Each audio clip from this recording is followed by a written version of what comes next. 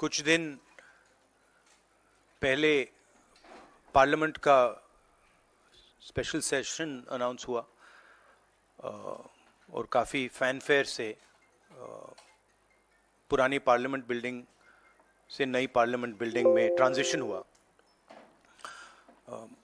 वो अच्छी बात है और मेन फोकस स्पेशल सेशन का, पहले तो मालूम नहीं था ये स्पेशल सेशन क्यों हो रहा है, स्पेक्यूलेशन काफ़ी हुआ और फिर पता लगा कि इसका मेन फोकस महिला आरक्षण है। उसके बाद महिला आरक्षण तो बड़ी अच्छी चीज है, उसके बाद ये दो क्लॉजेज, इसमें दो फुटनोट्स हमें मिले। एक की महिला आरक्षण करने से पहले, महिला आरक्षण देने से पहले हमें सेंसस करना पड़ेगा और दूसरा डिलिमिटेशन करना पड़ेगा, और इन दोनों चीजों को करने के लिए बहुत साल लगेंगे। सच्चाई यह है कि महिला आरक्षण को आज किया जा सकता है। 33% आज जो सीट्स हैं लोकसभा में, विधानसभा में, वो महिलाओं को दी जा सकती हैं। कोई कॉम्प्लिकेटेड मामला नहीं है, मगर सरकार वो नहीं करना चाहती है। सरकार ने ये देश के सामने रख दिया है, मगर रियलिटी ये है कि ये इंप्लीमेंट आज से 10 साल बाद होगा। ये भी नहीं मालूम कि होगा या नहीं होगा। तो एक प्रकार से ये डिस्ट्रैक्शन टैक्टिक है, डाइवर्जन टैक्टिक है। डाइवर्जन किस चीज से हो रहा है? डाइवर्जन ओबीसी सेंसस से हो रहा है। मैंने पार्लियामेंट में सिर्फ एक इंस्टीट्यूशन के बारे में बात की, वो जो हिंदुस्तान की सरकार का सेंटर है, कोर है, जो हिंदुस्तान की सरकार को चलाता है, कैबिनेट सेक्रेटरी एंड सेक्रेटरीज। और उसमें मैंने एक छोटा सा सवाल पूछा। प्रधानमंत्री कहते हैं कि वो ओबीसी के लिए बहुत काम कर रहे हैं। अगर प्रधानमंत्री इतना काम कर रहे हैं तो 90 लोगों में से सिर्फ 3 लोग ओबीसी कम्युनिटी से क्यों हैं? पहला सवाल। दूसरा सवाल, मैंने यही एनालिसिस बजट को देख के की कि भैया पूरा हिंदुस्तान का बजट क्या है और ये जो ओबीसी ऑफिसर्स हैं ये इस बजट में से कितना कंट्रोल कर रहे हैं और क्या कंट्रोल कर रहे हैं। आदिवासी क्या कंट्रोल कर रहे हैं, दलित क्या कंट्रोल कर रहे हैं। ओबीसी हिंदुस्तान के 5% बजट को कंट्रोल कर रहा है, ओबीसी ऑफिसर्स। तो मुझे बात समझ नहीं आ रही है। प्रधानमंत्री हर रोज ओबीसी की बात करते हैं, ओबीसी प्राइड की बात करते हैं, मगर ओबीसी के लिए किया क्या? अब जब मैंने ये बात बोली, उनका रिस्पॉन्स बड़ा इंटरेस्टिंग है। वो कहते हैं कि लोकसभा में हमारा रिप्रेजेंटेशन है। लोकसभा में रिप्रेजेंटेशन का क्या लेना देना है? मैं कह रहा हूं कि बजट डिसीजन जो लेते हैं, जो बजट को ऑफिसर्स हैं, जो बजट को कंट्रोल करते हैं, 5% ओबीसी निर्णय ले रहे हैं। और मैंने सिर्फ यह सवाल पूछा, क्या हिंदुस्तान में ओबीसी की आबादी 5% है? यह मैं जानना चाहता हूं। अगर 5% है तो फिर वो ठीक है, उसको मैं एक्सेप्ट करने के लिए तैयार हूं। मगर अगर वो 5% से ज्यादा है तो मुझे यह पता लगाना है, और एक बार मैं मन बना लेता हूं, मैं छोड़ता नहीं हूं, मुझे यह पता लगाना है ये ओबीसी हिंदुस्तान में कितने हैं, और जितने हैं उतनी भागीदारी इनको मिलनी चाहिए। अब आप किसी लोकसभा में किसी भी एमपी से पूछ लीजिए, लोकसभा को टेंपल ऑफ डेमोक्रेसी कहा जाता है।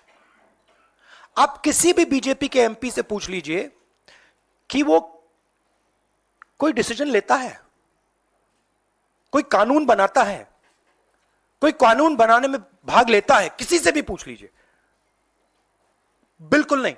ना कांग्रेस का एमपी इस लोकसभा में, ना बीजेपी का एमपी, ना कोई और इंडिया का एमपी कोई डिसीजन लेता है। मतलब एमपीज को जैसे मंदिर में मूर्ति होती है वैसे मूर्तियां बना रखी हैं और ओबीसी की वहां पे मूर्तियां भर रखी हैं, मगर पावर बिल्कुल नहीं है, देश को चलाने में कोई भागीदारी नहीं है। यह सवाल मैंने उठाया है कि क्या, और हर ओबीसी युवा को यह समझना है कि क्या आपको इस देश को चलाने में भागीदारी मिलनी चाहिए, हां या ना? अगर मिलनी चाहिए तो क्या आपकी आबादी 5% है, हां या ना? यह सवाल है। और डिस्ट्रैक्शन इस बात से हो रहा है, बीजेपी को ये जो 2 पॉइंट्स हैं, महिला आरक्षण वाले, डिलिमिटेशन और सेंसस, इनको हटा देना चाहिए और एकदम महिलाओं को जो इज्जत मिलनी चाहिए, जो रिस्पेक्ट मिलनी चाहिए, जो भागीदार। Thank you. एक करके प्लीज। और प्रधानमंत्री को अपने अगले भाषण में यह कहना है, यह समझाना है देश को कि हिंदुस्तान के सबसे जरूरी 90 अफसर जो हैं उनमें से सिर्फ 3 ओबीसी क्यों हैं? यह मेन सवाल है। और मैंने दलितों और आदिवासियों की बात ही नहीं की अभी। अंग्रेजी में क्या देता हूं? The BJP came up with the idea of a special session. We appreciated that idea. With a lot of fanfare and pomp, we moved from the old building to the new building. The Prime Minister, in a very dramatic gesture, carried the Constitution of India from the old building to the new building. And he said that he is passing a very important law. And we agree with him. Women's reservation is a central step in the empowerment of the women of India, and it is a critical step. But when we read the fine print, we found something very interesting. 2 little subtexts were there. Number 1, this will be done after delimitation. Number 2, this will be done after census. What it means is this bill will be implemented a decade from now. It is not going to be implemented today, and every woman in India should understand this. It is not going to be implemented today, it's going to be implemented, if it is implemented, 10 years from now. So this is a diversionary tactic. It's a way of making everyone's attention move away. The question is, what are they moving away from? And the answer is the caste census. And I'd like to explain why. In my research for my speech, I looked at how many officers in the government of India, the senior most officers are secretaries. How many secretaries in the government of India come from the OBC community? How many come from the Dalit community? How many come from the tribal community? And I was shocked to find that 5% of the secretaries of the government of India, 3 officers in the government of India secretary level are OBC first. And then I asked another question, what budget do they control? And they control 5% of the budget. OBCs, Dalits, tribals, all put together control 6% of the budget. Tribals control 0.1 something of the budget. So this is a shocking finding. And I said this in Parliament. My point being that are the OBCs 5% of India? Is that the amount of participation we want of the OBC community? So the central question is, how many OBCs are there in India? How many different communities are there in India? If we want to distribute power to the people of India, we have to know this number. Otherwise, we are working without data. And so I placed this on the floor of the House and I said, look, please tell us how many OBCs. We have the data. I know, because the government of India has already done the census and all this data is available. Why is the Prime Minister not releasing this data? And second, what is this delay in this census? The caste census should be done now, and the last caste census data should be released at once. Now, what was the BJP's answer? Very interesting answer.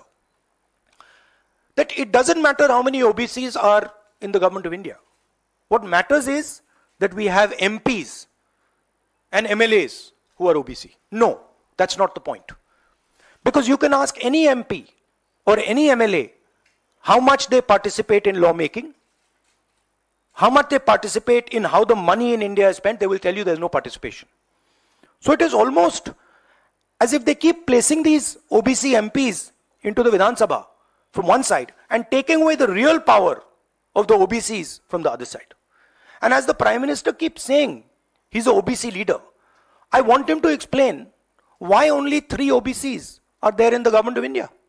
And why the OBC community, which is the backbone of this country, is responsible for only 5% of the budget. They've not been able to answer this question. In fact, when I said it, I saw in their face the panic. Because this is the truth, this is what they're trying to distract India from. The fact that the large mass of Indian people do not have any power.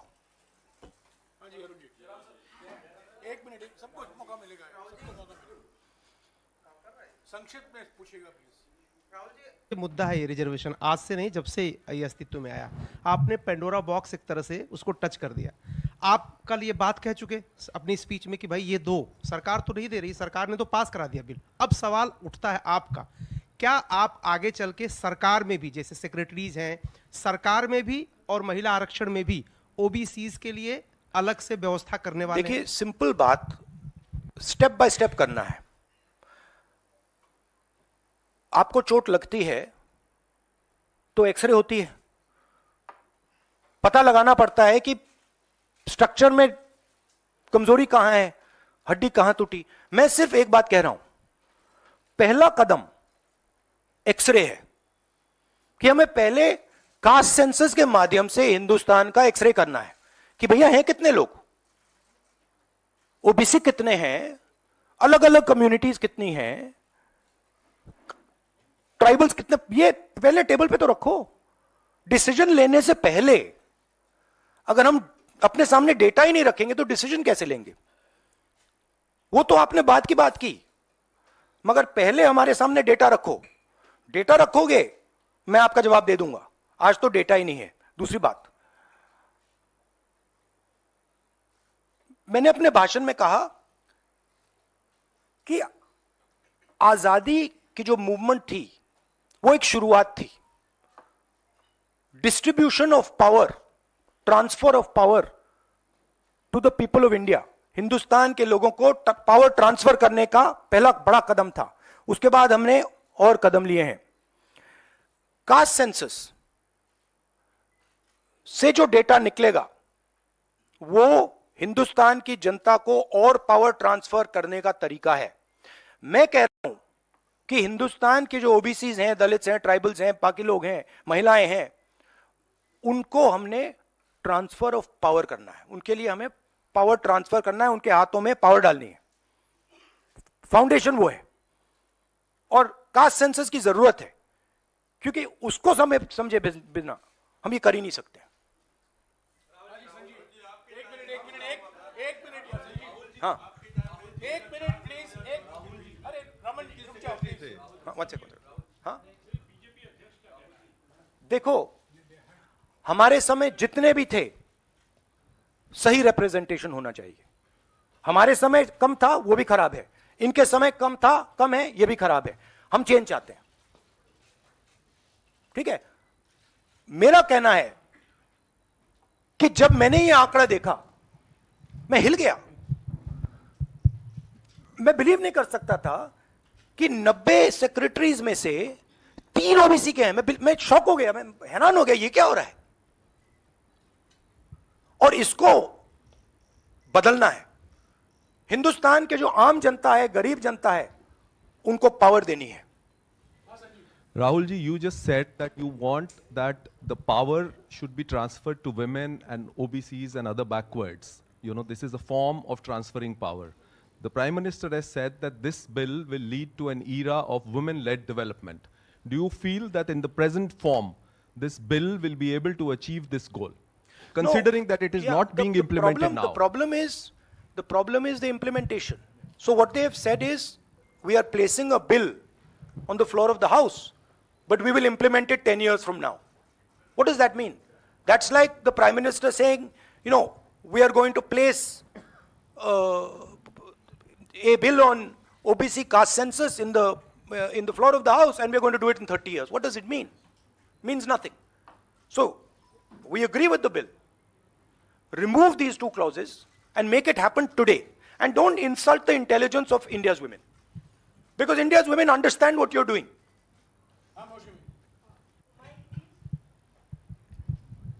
Rahul, क्योंकि special session की बात हो रही है, बहुत shocking एक video जो viral हो रहा है, उसमें रमेश बिदूरी साहब फ्लोर ऑफ द हाउस में एक स्पीच दे रहे हैं, जिसमें वो दानिश अली साहब को ऑन रिकॉर्ड, मतलब माइक पे आतंकवादी कहते हैं, मुल्ला कहते हैं और कई शब्दों का इस्तेमाल करते हैं जिनका हम प्रयोग नहीं कर सकते.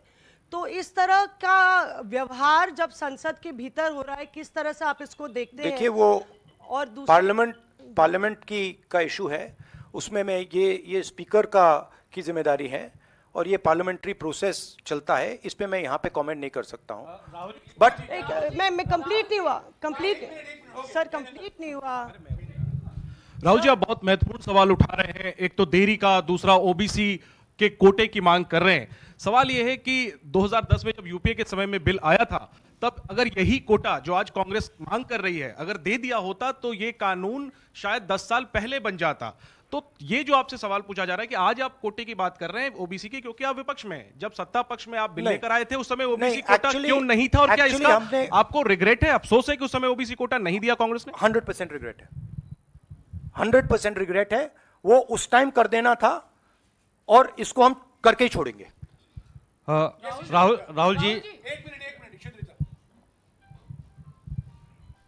Mr. Gandhi, what has changed since 2010 to now that you have shifted your stance on OBC subquota? We have not shifted our stance. You're maybe not well informed. We are the party that did the caste census. We carried out an entire census getting caste data. We didn't release it at the time. There was a discussion, internal discussion. We should have released it at the time, and it should be released now. There is no change in our view on this. Yes, sir.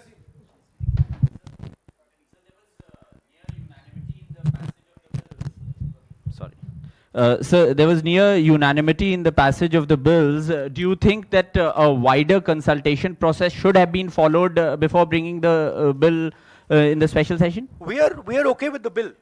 We have supported the bill. Right? Please understand the technicality. We are in full support of the bill. We don't agree with the two little footnotes that have been put in the bill that basically mean that the bill is going to be implemented 10 years from today. We support the bill. Everybody, there's nobody in the house who didn't support the bill.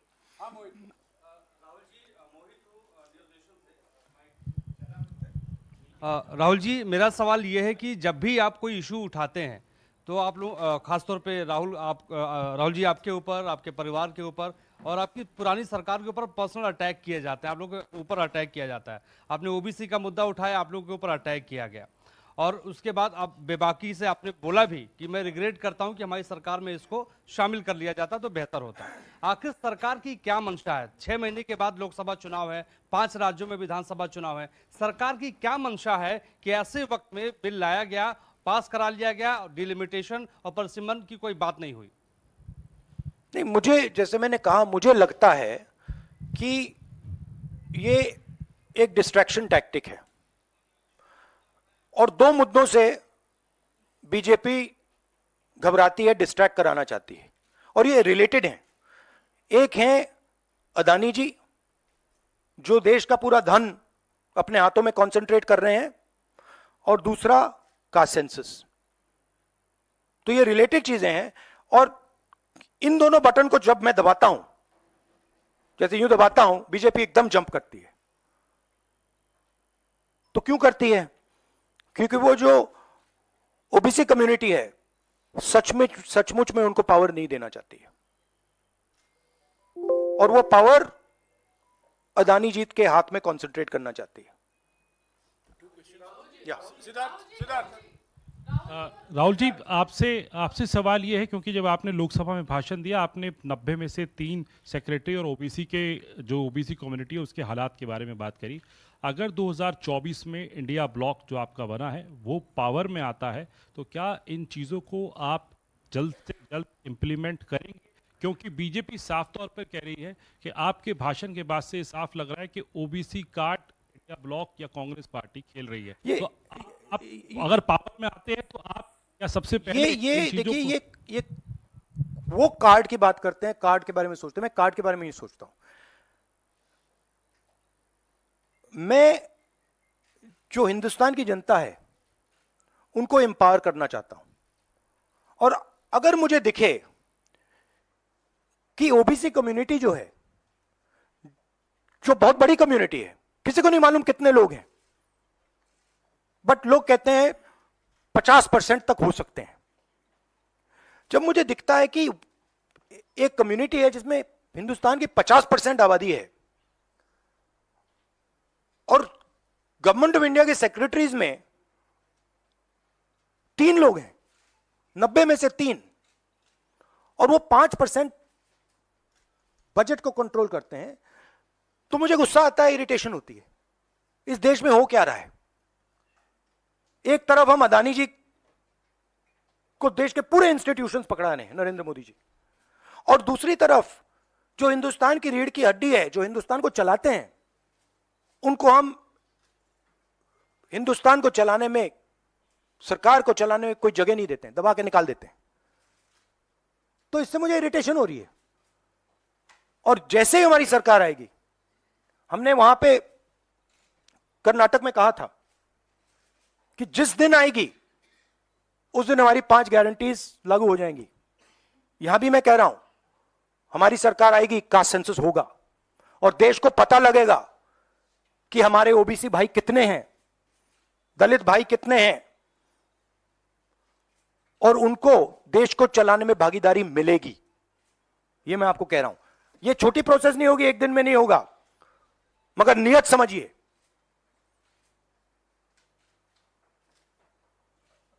आप, नरेंद्र मोदी जी कहते हैं, अमित शाह जी ने कहा कि हमने OBC को विधानसभा में, लोकसभा में डाला है।